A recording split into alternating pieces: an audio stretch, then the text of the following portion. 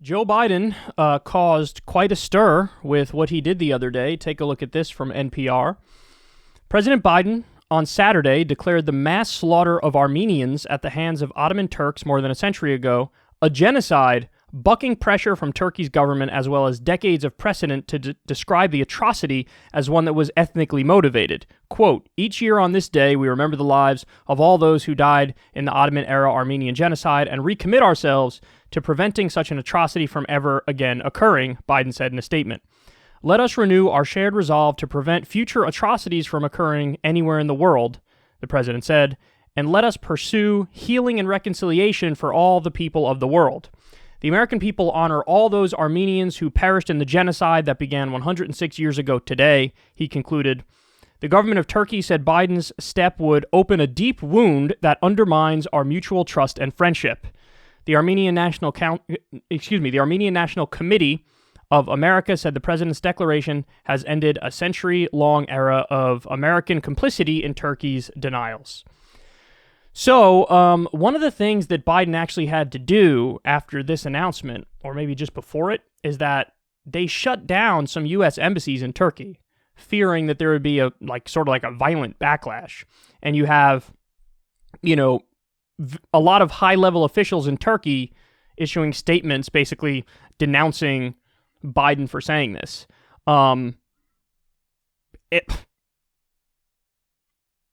It's amazing to me that this is, people are still denying this and debating it and trying to act like what happened to the Armenians wasn't a genocide. It definitely was a genocide.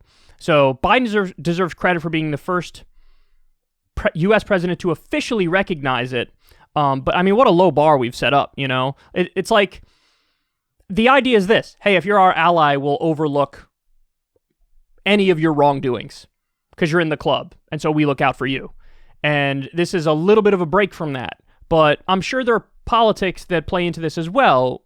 Like, there's got to be some sort of tension or disagreement between Turkey and the U.S. where Turkey did something to piss the U.S. off, which then led the U.S. and Biden to say, yeah, it was a genocide and we're going to recognize it. Oh, did I piss you off? Well, you shouldn't have done whatever it is, the thing where they have some sort of a disagreement.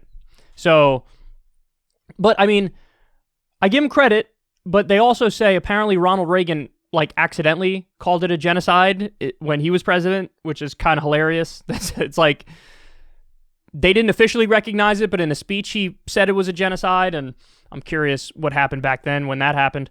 But really the whole point of acknowledging that it's a genocide and talking about it as such, it's supposed to be the whole never again argument. When you talk about the Holocaust or when you talk about the Armenian Genocide, it's like, well, we're talking about this to say never again because we need to respect people all around the world and people have human rights and dignity. And unfortunately, this declaration is being made by a guy who's still secretly signing off on the Saudi Arabian genocide in Yemen.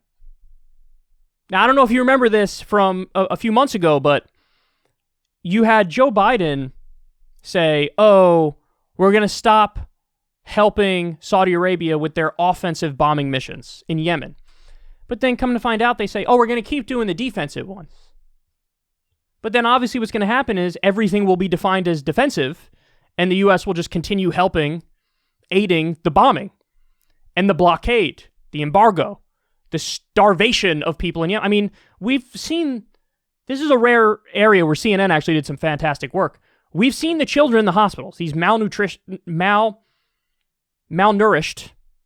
kids who are basically just bones, a lot of people dying. It's a country that's on the brink of famine, if not already in famine. They don't have food. They don't have medicine. There's bombings of hospitals and schools and open-air markets and mosques. And at the same time, Biden's recognizing a genocide, which was a genocide, which again, he deserves credit for. The lesson of the recognition is not being implemented because if it was, you immediately would stop arming and funding and backing Saudi Arabia and helping them in their genocide in Yemen. I mean, it seems relatively straightforward, right? But no. So anyway, I'm convinced that there's some backstory we don't know. There's some reason why the U.S. is mad at Turkey because Turkey crossed us in some way, and so that's why Biden is officially recognizing the Armenian Genocide, because there has been a U.S. policy of denial forever because Turkey's an ally of ours. So I'm sure there's some sort of disagreement. We don't know what it is yet, but whatever that disagreement is, it bubbled over into this realm, and now tensions got even worse.